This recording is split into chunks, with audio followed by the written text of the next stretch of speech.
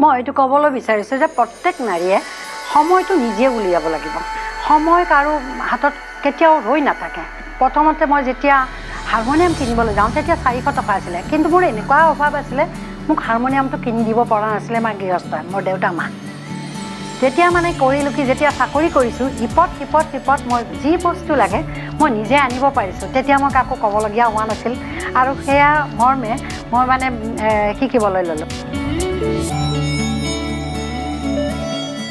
দেউতাহঁতে আগতে ছোৱালী মানুহ ওলাব নিদিছিলে, মানে লুকাই চুৰকৈ হ'লেও মই তাৰমানে খেল খেলিবলৈ গৈছিলোঁ, নাটকত গৈছিলোঁ, তাৰোপৰি গীতি নৃত্য নাটিকাত ডেন্স দিছিলোঁ। আৰু নাটকত যাওঁতে ঠিক দেউতা বজাৰলৈ যায় সেইখিনি সময়তে মই নাটকত গৈ উপস্থিত হৈছিলোঁ। আৰু নাটকৰ ৰিহাৰ্চেলখিনি কৰি আহি মই ঘৰত ইমান ডাঙৰকৈ পঢ়োঁ, মানে মোৰ পিছৰ ফালৰ পৰা যি মানে একেলগে পঢ়া ল'ৰা আছিলে তেওঁ ডাঙৰকৈ পঢ়ে, ময়ো ডাঙৰ মানে পঢ়াত কম্পিটিশ্যন আছিলে। আৰু মানে মনতে ভাবিছিলোঁ যে মেডিকেল ডিপাৰ্টমেণ্টত সোমাম, কিন্তু কি পোষ্টত সোমাম মই তেনেকুৱা ভবা নাছিলোঁ। মনতে ভাবিছিলোঁ যে হয়তো ছায়েন্স ল'ম, ওপৰত মানে কেনেকুৱা শিকিব পাৰোঁ সেইটো চাম। কিন্তু মোক দেউতা মাহঁতে মানে পইচাৰ অভাৱৰ কাৰণে মোক মানে ছায়েন্স ল'বলৈ নিদিলে। তেতিয়া অলপ ঘৰৰ অসুবিধা আছিলে আৰু তেতিয়া মই নিজকে স্থিৰ কৰিলোঁ যে মই নাৰ্ছ হ'লেও মই হস্পিটেলৰ ডিপাৰ্টমেণ্টত মই সোমাইহে এৰিম। আৰু সেয়েহে মই নাৰ্ছ হ'বলৈ পাই মই নিজে সুখী।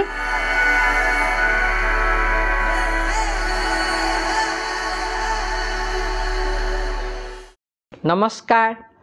আজি আমি ডেম'ক্ৰেটিক আছাম ফালৰ অচিন চিনাকীৰ যি অনুষ্ঠান আছে, মই জিনুমণি বৰুৱাই শৰতৰ শেৱালি ফুলৰ সুভাষ বিচাৰি আহি পালোহি আমি মালিগাঁৱত অৱস্থিত শেৱালি কলিতাৰ ঘৰত। আজি আমাৰ এই বাৰ্তালাপত আমি অচিনাকী এগৰাকী শেৱালি কলিতাক আপোনালোকৰ আগত পৰিচয় দিবলৈ, যাৰ নামেই শেৱালি, কৰ্মও শেৱালি, আৰু সমাজত বহু মহিলা আছে যি মহিলাসকলে বহু কাম কৰি নীৰৱে থাকে, কিন্তু তেওঁলোকৰ পৰিচয় বহুত সমাজত কম। আৰু অচিন চিনাকী অনুষ্ঠানে আমি ভাবিছোঁ এই নাৰীসকলক ভৱিষ্যতৰ কাৰণে চিন্তা কৰি ওলাই আহিলোঁ যে তেখেতসকলকো আমি আমাৰ এই পথ প্ৰদৰ্শক লোক সমাজত আগবাঢ়ি যাওক, তেওঁলোকৰ আত্মসন্তুষ্টি বাঢ়ক। আজি মোৰ সন্মুখত আমাৰ গুৱাহাটী মেডিকেল কলেজৰ ৰিটায়াৰ্ড মেট্ৰন বাইদেউ শেৱালি কলিতাৰ ঘৰত আমি উপস্থিত আছোঁ। তোমালৈ আমাৰ অনুষ্ঠান ফালৰ পৰা স্বাগতম যাচিছোঁ। মই প্ৰথমতে সুধোঁ, আৰু মই শুনি আছোঁ শেৱালি কলিতাৰ নাম, আৰু এটা দুটা অনুষ্ঠানত তোমাক মই পাইছোঁ, কিন্তু তোমাৰ যে ভিতৰত ইমান গুপ্ত প্ৰতিভা লৈ তুমি আজি সমাজৰ কাম কৰা মই অলপ গম পাওঁ, কিন্তু তুমি ইমান সমাজৰ কামৰ লগত তুমি অৱসৰো পালা মই গম পালোঁ। ইমান সুন্দৰ বাদ্যযন্ত্ৰ বজোৱা, বহুত অনুষ্ঠানত তোমাক সন্মান জনাইছে, এইখিনি হয়তো আজি অসমৰ ৰাইজে গম পোৱা নাই। যাৰ বাবে মই তোমাক প্ৰথম প্ৰশ্ন সুধিছোঁ, তুমি তোমাৰ চাকৰি বৃত্তি আছিলে, তুমি নাৰ্ছ শেষত গৈ মেট্ৰন হৈ ৰিটায়াৰ্ড হৈছা, এটা বৰ উচ্চপদস্থ বিষয়া। সেইটো তোমাৰ প্ৰথমতেই মন কেনেকৈ গ'ল যে মই সমাজ সেৱা এগৰাকী কৰিম, আৰু বেলেগ পঢ়িবলৈ নগৈ নাৰ্ছৰ ট্ৰেইনিঙত আগবাঢ়িবলৈ তোমাক কোনে মটিভেশ্যন কৰিলে বা তোমাক কোনাকে মন গৈছিল, আমাক অকণমান জনোৱা। নমস্কাৰ। মই এই ক্ষেত্ৰত কওঁ যে ক্লাছ 9ত সকলোকে সোধে যে কোনে কি হ'ব, মানে লক্ষ্যবিলাক সোধে। তেতিয়া মই মানে মনতে ভাবিছিলোঁ যে মেডিকেল ডিপাৰ্টমেণ্টত সোমাম, কিন্তু কি পোষ্টত সোমাম মই তেনেকুৱা ভবা নাছিলোঁ। মনতে ভাবিছিলোঁ যে হয়তো ছায়েন্স ল'ম, ওপৰত মানে কেনেকুৱা শিকিব পাৰোঁ সেইটো চাম। কিন্তু মোক দেউতা মাহঁতে মানে পইচাৰ অভাৱৰ কাৰণে মোক মানে ছায়েন্স ল'বলৈ নিদিলে। তেতিয়া অলপ ঘৰৰ অসুবিধা আছিলে আৰু তেতিয়া মই নিজকে স্থিৰ কৰিলোঁ যে মই নাৰ্ছ হ'লেও মই হস্পিটেলৰ ডিপাৰ্টমেণ্টত মই সোমাইহে এৰিম আৰু সেয়েহে মই নাৰ্ছ হ'বলৈ পাই মই নিজে সুখী আৰু মই 4জনক মই কেয়াৰ দিব পাৰিছোঁ সেইটোৱে মই বেছি সুখী।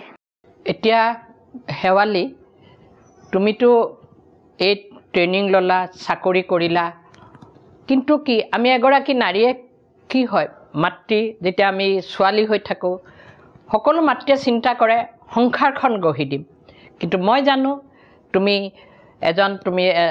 তোমাৰ কাষত ভাল স্বামী আছে তুমি তোমাৰ 3জন পুত্ৰ আছে তাৰ উপৰিও তুমি তোমাৰ ভণ্টি তোমাৰ পৰিয়ালবৰ্গক চাই আছা আৰু তুমি ভণ্টিৰ ছোৱালীক আনি আজি ইয়াত পঢ়াই শুনাই কন্যা দান দিম বুলি তুমি প্ৰতিজ্ঞাবদ্ধ মই যিটো গম পাইছোঁ কেনেকৈ এই সংসাৰখন চলালা আৰু কেনেধৰণে তোমাৰ চাকৰি প্লাছ 3 পুত্ৰ আৰু অতিথি কেনেকৈ সময়বিলাক কষ্টৰে অতিবাহিত কৰিলা তাৰ মাজত তুমি বহু কৰ্ম কৰি আছা এইখিনি পিছত আলোচনা কৰিম প্ৰথমতে কোৱা সাংসাৰিক কেনেকৈ তুমি আৰম্ভ কৰিলা আৰু সিহঁতক গঢ় দিলা আৰু সিহঁতো এতিয়া মই জনাত সাংসাৰিক তোমাক এতিয়া মই প্ৰশ্ন কৰিছোঁ এই পথখিনি তুমি কিমান কষ্টৰে পাৰ কৰিছিলা? মই আচলতে চাকৰি কৰিছিলোঁ বিয়াৰ আগতে আৰু বিয়াৰ আগতে মোৰ বহুত মানে আহিছিলে যেতিয়া 26 ইয়াৰ্ছ হয় তেতিয়া এজন পুৰোহিতে কৈছিলে যে তোমাৰ 26 ইয়াৰ্ছতে মানে বিয়াটো হ'ব ঠিক আছে তাৰ পাছতে বহুত ওপৰা ওপৰিকৈ মানে বহুত নামি দামী মানুহ আহিছিলে কিন্তু মই মানে বিবেচিত কৰিলোঁ মই এজন জেনেৰেল ছাৰ্ভিচ কৰা লোককে আৰু তেওঁৱে হৈছে দুৰ্গাৰাম কলিতা আৰু তেখেতৰ লগত বিয়া হৈ মই অতিকৈ সুখী কাৰণ মই যেতিয়া চাকৰিত যাওঁ তেখেতে মোক থ'ব যায় বা চাকৰিত কিয় দেৰি হ'ল কিয় অভাৰ টাইম হ'ল এইবিলাক কোনো কুৱেশ্যন নকৰে আৰু সেইকাৰণে মই ছাৰ্ভিচটো ভালকৈ দিব পাৰিছিলোঁ আৰু আজিলৈ মানে মই যিখিনি কামত কৰিব বিচাৰোঁ এতিয়ালৈ মোক সকলো কামতে মোক সহায় সহযোগিতা কৰিছে তাৰোপৰি মোৰ মাৰ ঘৰখনৰ ফালৰ পৰা মই ভাইটি ভণ্টি সকলোৰে পৰা সহায় সহযোগিতা পাইছোঁ আৰু ঘৰখনৰ পৰা সহায় সহযোগিতা নাপালে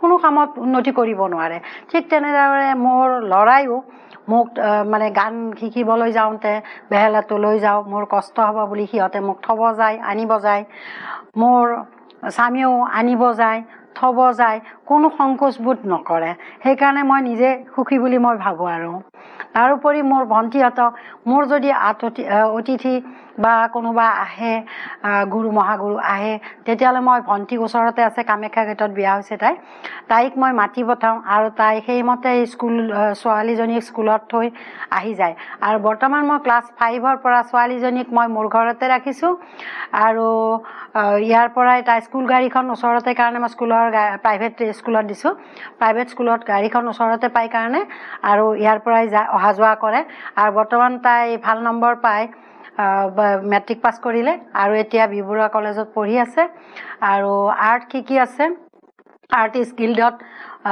প্ৰথম বৰ্ষ পাছ কৰিলে এতিয়া ফাইনেল ইয়াৰ কৰি আছে তাই আৰু বহুতখিনি তাই পুৰস্কাৰ প্ৰাপ্ত হৈছে এইখিনিতে আৰু এতিয়া তাই ভালদৰে পঢ়া শুনা কৰি আছে আগলৈ তাই ভাল হ'ব বুলি মই আশা ৰাখিছোঁ তাই যেন ভাল হয়।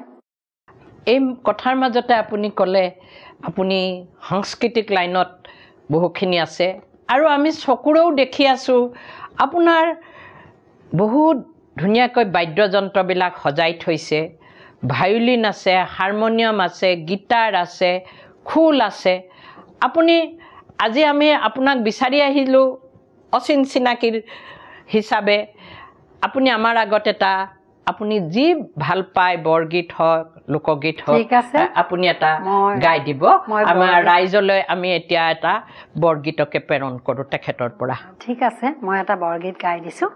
আজিৰ এই অনুষ্ঠানটোত লোকগীতৰ গুৰু নাৰায়ণ কলিতাদেৱ ছাৰে মোক সংগত কৰিছে আৰু এয়া বৰগীতৰ ছাৰ তেখেতে খোল সংগত কৰিছে আৰু তেখেতৰ নাম গোলাপ তালুকদাৰ ছাৰ। কৃষ্ণ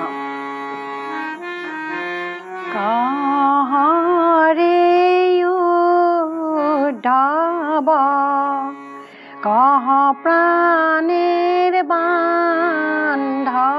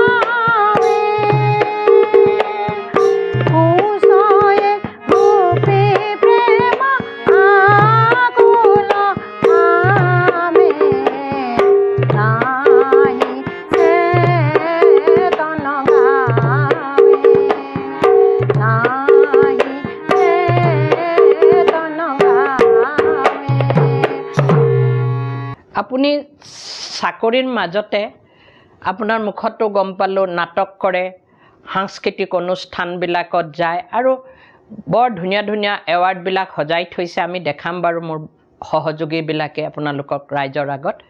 আপুনি আৰু বৰ ধৰ্মপৰায়ণ, মই এতিয়া কথাৰ প্ৰসংগত গম পাইছোঁ। বহুকেইখন সত্ৰ আপোনাৰ মুখত গম পাইছোঁ। আপুনি আচলতে এই ধৰ্মলৈ কেনেকৈ বহুত কম বয়সত অনুপ্ৰাণিত হ'ল আৰু কেনেধৰণে এই ধৰ্মৰ কাম, সামাজিক কাম, আমাক দুলাইন চমুকৈ কওক। মোৰ দেউতাৰ মাক আছিলে নামঘৰৰ মানে নাম লগাই দিয়া, আৰু মোৰ স্বামীৰ গৃহত মানে মোৰ শাহুৱে মানে নামটো লগাই দিয়ে, তেওঁ নামতী আছিলে। আৰু তেনেকুৱাকৈ মই সৰুৰে পৰা আইতাৰ লগত শিকি মেলি মই সেই আগ্ৰহটো মোৰ সৰুৰে পৰা আছিলে। আৰু এতিয়াও মই যেতিয়া চাকৰি আছিলে, আজৰি টাইমত মই ভাদ মাহত বিশেষকৈ 4-5 দিন হয়তো ক্ষতি যায়, আৰু তাৰ পাছতে মই ভাদ মাহত প্ৰত্যেক দিনে গৈছিলোঁ। আৰু যেতিয়া মই যাওঁ তেতিয়া মোৰ স্বামীয়ে কৈছিলে আমাৰ বুঢ়ীয়ে নামলৈ ওলালে বুলি কৈছিলে। কিন্তু সেয়া কথাও মই নেওচি মানে তেনেকুৱাকৈ ক'লেও মই বেয়া নাপাইছিলোঁ, কাৰণ মই নামত যোৱাটো মোৰ এটা হবি নিচিনা আছিলে, মই যে নামত যামেই। আৰু ঠিক তেনেকুৱাকৈ এতিয়া ভাদ মাহ চলি আছে, আৰু প্ৰত্যেক দিনে মই পাণবজাৰ নাম বৰপেটা শাখা সত্ৰত আৰু আজি মানে সদায় গৈ আছোঁ। ইমান ধুনীয়াকৈ ক'ব পাৰিছে। আচলতে আপোনাৰ স্বামীয়ে মৰমতে কয় যে তেখেত আজি নামলৈ ওলাইছে। এতিয়া আপোনাক এটা বেলেগ ধৰণে সুধোঁ, ইমানখিনি কৰাৰ পাছতো আপুনি অৱসৰ ল'লে, আপোনাৰ মনে কেলেই ক'লে যে মই সংগীত শিকোঁ? আপুনি মোক কৈছিল মই গীটাৰ শিকি আছোঁ অনলাইনত।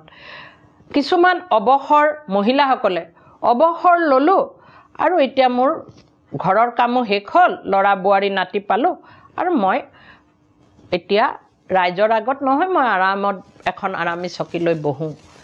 আপুনি কিয় এইটো অনুপ্ৰাণিত কৰি পেলালে যে মই নহয়, মই অনলাইনত গীটাৰ শিকোঁ আৰু ৰাইজৰ লগত থাকোঁ আৰু মই আগবাঢ়ি যাম সমাজৰ কাৰণে? কোনে অনুপ্ৰেৰণা দিলে আৰু কিয় ভাবিলে অৱসৰৰ পাছত? মই এইটো ক'বলৈ বিচাৰিছোঁ যে প্ৰত্যেক নাৰীয়ে সময়টো নিজে উলিয়াব লাগিব।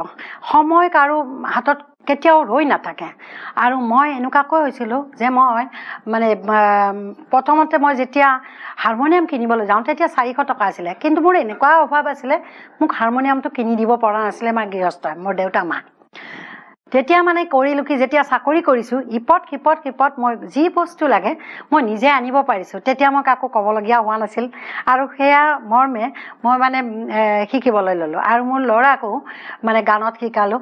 গান সি আধুনিক আৰু বৰগীতত সি ৰেডিঅ'ৰ এপ্ৰুভ হৈছে, যুগবাণী অনুষ্ঠানত দুয়োটাতে গায়। তাৰপৰা এই ল'ৰাই যেতিয়া টিভি চেণ্টাৰত গাবলৈ যায়, বৰগীত গাবলৈ যায়, তেতিয়া মই তাল বজাইছিলোঁ। আৰু তানপুৰাটো মই নিজে লৈছিলোঁ, আৰু দেউতাকে তাল লৈছিলে, মই তানপুৰা লৈছিলোঁ। এনেকুৱাকৈ আমি আগবাঢ়ি গৈছিলোঁ। আকৌ ল'ৰাই যেতিয়া মানে নকৰা হ'ল, তেতিয়া মই তাৰমানে কৰিলোঁ কি, ঠিক আছে তুমি নকৰাতো, ঠিক আছে মই কৰিম, সেই বুলি কৈ মই নিজৰ ওপৰতে মই জেদ বান্ধি ল'লোঁ যে তুমি নকৰা, মই কিন্তু ভাইলিন শিকিম। আৰু আগতে মই স্কুলত থ'ব গ'লেও মই ইমানটো মন কৰা নাছিলোঁ, কিন্তু তাৰ ওপৰতে মোৰ এটা জেদ হ'ল যে ঠিক আছে তুমি নকৰা যদি মই কৰি দেখুৱামচোন।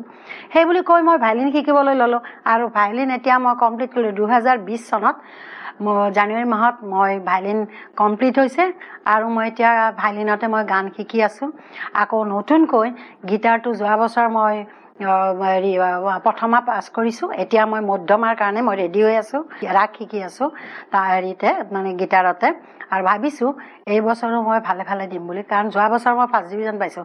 এইবাৰ মই নিদিম বুলি ভাবিলোঁ, কাৰণ বহুত সামাজিক কামতে ব্যস্ত আছোঁ। কিন্তু তথাপিতো মোৰ বান্ধৱীয়ে যেতিয়া মোক প্ৰেছাৰ দিছে যে নহয় বছৰটো এনেই নপঠিয়াবা, তেতিয়া মোৰ গুৰুও ক'লে যে বোলে নহয় বছৰটো এনেই যোৱাটো ভাল কথা নহয়। তেতিয়া মই আকৌ উদ্যমটো লৈ নিজে মই প্ৰস্তুত কৰিলোঁ যে মই পৰীক্ষাটো দিয়াটোৱে ভাল হ'ব, সেইবুলি মই আগবাঢ়ি গৈছোঁ। এতিয়া আপোনালোকক আমি নিজেই প্ৰশ্ন কৰিব লাগিব, অৱসৰ পোৱাৰ পাছতো তেখেতে নিজৰ জীৱনটো আকৌ আগবঢ়াই লৈ গৈছে। আমাৰ ফালৰ পৰা অচিনাকি আমি যি আজি আহিছিলোঁ, আমি সকলো অৱসৰ লোৱা মহিলা হয় পুৰুষ হয়, আমি এনেকৈ বিচাৰি যাম আৰু তেওঁলোকো যাতে আপোনাৰ দৰে প্ৰেৰণা পোৱক, নাৰীসকল বহি নাথাকক। সময় বহুত হাতত কম। মই কলিতাদেৱক চিনাকি কৰি দিব বিচাৰিছোঁ।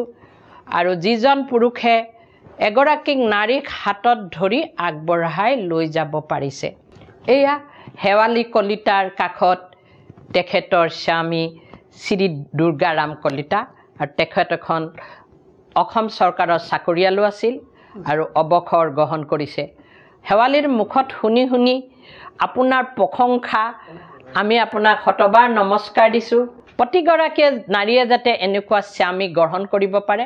আৰু প্ৰতিজন স্বামীলৈ আমি অনুৰোধ কৰোঁ, এনেকৈ নাৰীগৰাকীক সহায় কৰক, তেহে নাৰীগৰাকী সমাজৰ কাম নিজৰ সংসাৰত আগবাঢ়িব পাৰিব। আপোনাক এতিয়া সুধোঁ, তেখেতে চব কৈছে, আপুনি কেনেকৈ সহায় সহযোগ চাকৰি, আৰু মই গম পাইছোঁ বাহিৰতো ফুৰিবলৈ গৈছে, ভাৰতৰ বাহিৰত সময় উলিয়াইছে। আমাৰ আগত দুলাইন আগবঢ়ক। ধন্যবাদ। আপোনালোকৰ আমাৰ ফালৰ পৰা কৃতজ্ঞতা জ্ঞাপন কৰিছোঁ। মানে মই বৰ ভাগ্যৱান, এনেকুৱা মহিলা এগৰাকী পাইছোঁ। আমাৰ দুয়োটাৰ সুন্দৰ বুজাবুজি আছে, সেইকাৰণে আমি সংসাৰ সুন্দৰভাৱে চলাই নিছোঁ। কিন্তু কেতিয়াবা ৰাতি 10টাত যাব লগা হ'লে মেডিকেলত থ'ব যাওঁ, তেতিয়া বিৰক্তি পাওঁ, উপায় নাই। আৰু কোনোদিন মই আপত্তি কৰা নাই, কাৰণ তেখেতৰ যিটো বাক স্বাধীনতা তাতে মই কোনোদিন বাধা কৰা নাই। তেখেতে যিফালে গৈছে মই সেইফালে গৈছোঁ। তেখেতক যদি নিব লগা হৈছে লৈ গৈছোঁ, বাৰটাত যদি আনিব লগা হৈছে বাৰটাত আনিছোঁ। সেইটো সুন্দৰভাৱে আমি চলি আছোঁ। আপোনালোকেতো ইমান দুইজনে সুন্দৰ চাকৰি পৰিয়াল লৈ থকাৰ পাছতো আপোনালোক বিদেশত গৈছিল। অলপ নিজৰ আমেজটোতো লাগে পৃথিৱীত জীয়াই থাকিবলৈ। আপোনালোক কোন কোন জেগাত গৈছিল এনেই ভাৰতৰ বাহিৰত? ভাৰতৰ বাহিৰত মই যোৱাটো এওঁৰে গোটেই অৱদান বুলি ক'ব লাগিব। টিকট কাটাৰ পৰা অহা যোৱাৰ পৰা মই কেৱল যাওঁত সময়টোহে খবৰ পাওঁ। আমি মালয়েছিয়া, ছিংগাপুৰ আৰু থাইলেণ্ড, বেংকক আৰু এতিয়া ডুবাইত যোৱাৰ কাৰণে টিকেট কাটা কাটিছে। গতিকে এখেতক মই ধন্যবাদ দিছোঁ। এখেতৰ জহতে মই বাহিৰত যাব পাৰিছোঁ। ধন্যবাদ। আৰু এনেকৈ সদায় সহায় সহযোগ আগবঢ়োৱাক। আপোনালোকৰ দুইজনলৈ মই দীৰ্ঘায়ু কামনা কৰিলোঁ। আপোনালোকেই হৈছে আমাৰ সমাজৰ পথ প্ৰদৰ্শক, কাৰণ আপুনি গম পায় নতুন জেনেৰেশ্যনৰ জীৱনবিলাক কেনেকুৱা ধৰণে। আহক ৰাইজ, আমি সদায় আগবাঢ়োঁ। তাৰ মাজতে আকৌ কওঁ, শেৱালী কলিতাৰ এটা লোকগীত আছে, বৰ ধুনীয়াকৈ গাব জানে, আগেই কৈছোঁ। আৰু এই লোকগীতটো আপোনালোকৰ আগলৈ প্ৰেৰণ কৰিছোঁ। এতিয়া মই এটা লোকগীত গাবলৈ ওলাইছোঁ, আৰু লোকগীতটো হ'ল শ্ৰী গুৰু শংকৰ।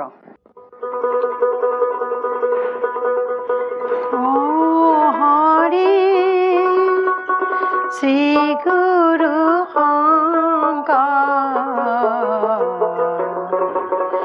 কৰুণা সাগৰ নামৰ পাতিলা খেলা। হৰি শ্ৰী গুৰু শংকৰ কৰুণা সাগৰ নামৰ পাত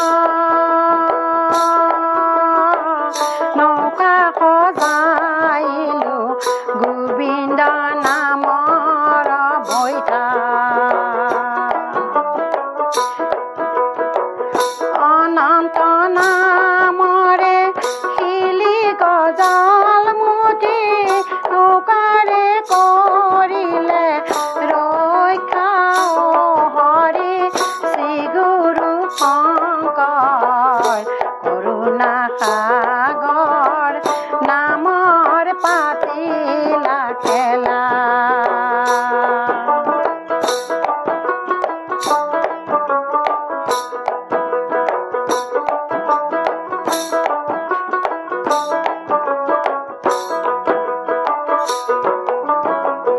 চাৰি বেদে বইলা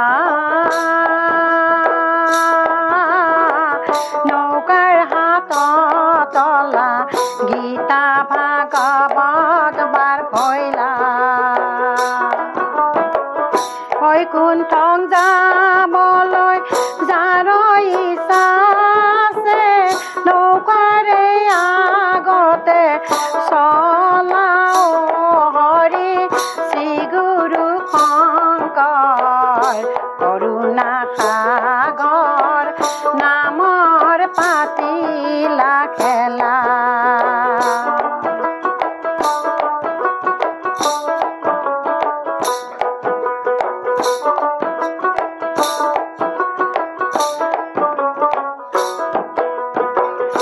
আগে ভৈলা ব্ৰহ্মা পাছে ভৈলা বিষ্ণু দুজনা নৌকাৰ কান্দাৰী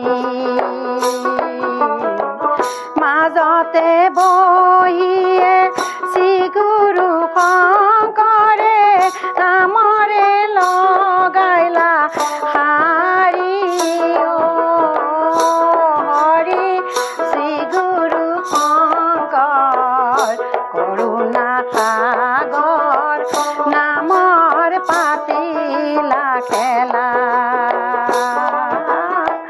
নামৰ পাতিলা খেলা নামৰ পাতিলা খেলা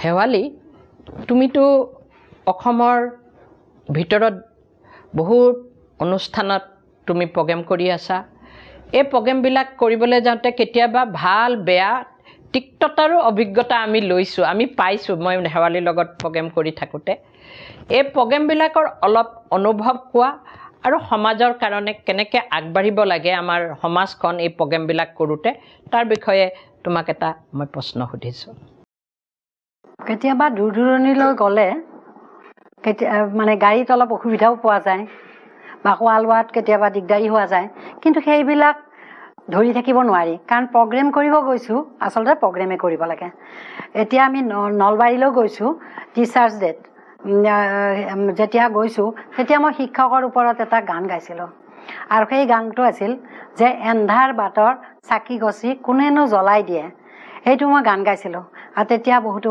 প্ৰশংসা কৰিছে আৰু ঠিক তেনেদৰে ভায়লিনত এটা গ্ৰুপ আছিলে আৰু গ্ৰুপটোৰ লগতে পূজা 4-5খন পূজাত মানে অনুষ্ঠানত মানে বেহালা বজাইছিলোঁ গ্ৰুপৰ লগতে আৰু ঠিক তেনেদৰে মই হস্পিটেলত যেতিয়া আমাৰ কিবা এটা অনুষ্ঠান হয় তেতিয়া মই বৰগীত মুখেৰে গাওঁ আৰু ভায়লিনতো বজাইছিলোঁ আৰু এতিয়ালৈ মানে অনুষ্ঠান কৰি আছোঁ আৰু সেইদিনা অলপতে আৰ্টিষ্ট গিল্ডত এটা অনুষ্ঠান হৈছিলে আৰু তাত মোক সম্বৰ্ধনা কৰিছে আৰু তাতো মই শ্ৰীমন্ত শংকৰদেৱে ৰচিত শুন শুন ৰে শুন এই বৰগীতটো মই বেহালাতে বজাইছিলোঁ ঠিক তেনেকুৱাকৈ সৰু সুৰা এনেকুৱাকৈ বজাই আছোঁ কিন্তু এতিয়ালৈ মই যে কম্পিটিশ্যনত কিন্তু মই যোৱা নাই আৰু ভাবিছোঁ আগলৈ যাম বুলি পেলাই ইমান সুন্দৰকৈ ক'ব জানিছে যে এটাৰ পাছত এটা তেওঁ সদায় অনুষ্ঠানবোৰ গৈ আছে উপভোগ কৰিছে ভায়লিনৰ কথা কৈছে আৰু এতিয়া আমি 2 মিনিট হ'লেও তেখেতৰ ভায়লিনৰ সুৰ ৰাইজলৈ প্ৰেৰণ কৰোঁ বুলি ভাবিছোঁ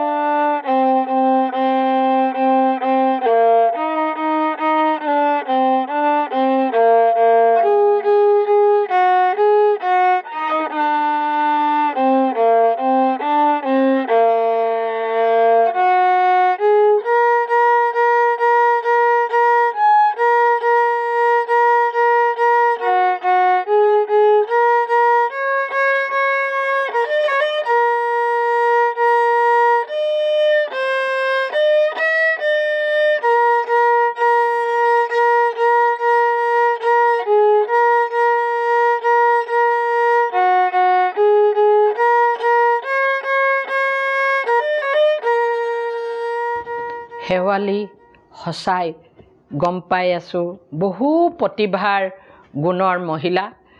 আমি সময়ৰ অভাৱত আজি হয়তো গোটেই প্ৰতিভাখিনিয়ে আমি আগুৰি ল'ব নোৱাৰিম, আকৌ আহিম। কিন্তু তাৰ মাজত আকৌ সুধিছোঁ, তুমিতো সাহিত্য জগতখনৰ লগতো ব্যস্ত হৈ আছা। গম পাইছোঁ তোমাৰ এখন কিতাপো উন্মোচন হৈছে, আৰু আমি সেই কিতাপখনৰ বিষয়ে ফটো লৈ ল'ম। তাৰ মাজত এতিয়া তুমি কি লিখি আছা আৰু কি ধৰণৰ সাহিত্যিকৰ বিষয়বস্তুত লৈ তুমি সাহিত্যিক লাইনটোত ব্যস্ত হৈ আছা? মই এতিয়া কবিতা লিখি আছোঁ, আৰু মোৰ নিজৰ জীৱনীটো মই নিজে লিখি আছোঁ। এইটো অহা মোৰ যেতিয়া বাৰ্থডে হ'ব, জন্মদিনত, সেই জন্মদিনত উন্মোচন কৰিম বুলি ভাবি আছোঁ। এতিয়া মানে লিখা পঢ়া চলি আছে, কিন্তু সেইকান্ত হোৱা নাই। আৰু মই মানে ৰাতি লিখোঁ। ৰাতি মোৰ অসুবিধা হয়, সময় মানে দিনততো এনেকুৱাকৈ যায়, কিন্তু ৰাতি মই 12টালৈ মই 2 ঘণ্টা মানে এই লিখা পঢ়াখিনি কৰোঁ। কবিতা লিখি আছোঁ আৰু মোৰ নিজৰ জীৱনী নিজে লিখি আছোঁ। এতিয়া ভাবিছোঁ জন্মদিনত অহা বছৰৰ 2025ত মাৰ্চত উলিয়াম বুলি ভাবিছোঁ। আমি হয়তো অচিন চিনাকীৰ গোটেইকেইজন অনুষ্ঠানত অহা আপোনাৰ সেই জীৱন কাহিনীৰ কিতাপ উন্মোচনত নিমন্ত্ৰণ পাম। হয়তো আপুনি আমাক নিমন্ত্ৰণ কৰিব, আমি সহায় সহযোগ কৰিম, আৰু সদায় আগবাঢ়ি যাওক। কেতিয়াও এগৰাকী নাৰী পিছত চাব নাপায়, সদায় আগবাঢ়ক। তুমি নাটক কৰা, থিয় নাম গোৱা, মাজতে এইটো গম পাইছিলোঁ ৰামকৃষ্ণ তালুকদাৰৰ তাত তুমি সত্ৰীয়া নাচ শিকিবলৈও গৈছিলা। তেতিয়া ইমানখিনি তুমি এতিয়া নাটকৰ অকল বোলে বিবাহিত জীৱনৰ আগতেই কৰিছিলোঁ না বিবাহিত জীৱনৰ মাজত কৰিছিলোঁ শিশুকেইটাক লৈও, তাৰ বিষয়ে আমাক অকণমান অৱগত কৰা, কাৰণ নতুন প্ৰজন্মৰ কাৰণে এইবিলাক বহুত আৱশ্যক। মই নাটক কৰিছিলোঁ যেতিয়া মই ক্লাছ 8ত পঢ়ি আছোঁ। মই তেতিয়া নাটক কৰিছিলোঁ। দেউতাহঁতে আগতে ছোৱালী মানুহ ওলাব নিদিছিলে, মানে লুকাই চুৰকৈ হ'লেও মই তাৰমানে খেল খেলিবলৈ গৈছিলোঁ, নাটকত গৈছিলোঁ। তাৰোপৰি গীতি নৃত্য নাটিকাত ডেন্স দিছিলোঁ। আৰু নাটকত যাওঁতে ঠিক দেউতা বজাৰলৈ যায়, সেইখিনি সময়তে মই নাটকত গৈ উপস্থিত হৈছিলোঁ। আৰু নাটকৰ ৰিহাৰ্চেলখিনি কৰি আহি মই ঘৰত ইমান ডাঙৰকৈ পঢ়োঁ, মানে মোৰ পিছৰ ফালৰ পৰা যি মানে একেলগে পঢ়া ল'ৰা আছিলে, তেওঁ ডাঙৰকৈ পঢ়ে, ময়ো ডাঙৰকৈ, মানে পঢ়াত কম্পিটিশ্যন আছিলে আৰু তেনেকুৱাকৈ মই পঢ়িছিলোঁ। কিন্তু এইটোত মই খোলাভাৱে যাব পৰা নাছিলোঁ, কাৰণ মোৰ মানা আছিলে, দেউতাই মোক যাবলৈ এলাউ কৰা নাছিলে। কিন্তু মই লুকাই চুৰকৈ নাটক শিকিছিলোঁ। যেতিয়া মই ডাঙৰ হ'লোঁ, মানে 11-12 পালোঁ, তেতিয়া মানে সিমান এটা কোৱাটো অলপমান এৰালে।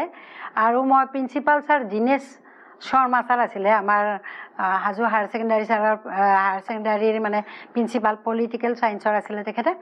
আৰু তেখেতৰ লগত মই নাটক কৰিছিলোঁ। মানে এনে পূজা বিহু এইবিলাক কৰাৰ উপৰিও তেখেতৰ লগত স্কুলত কৰিছিলোঁ মই।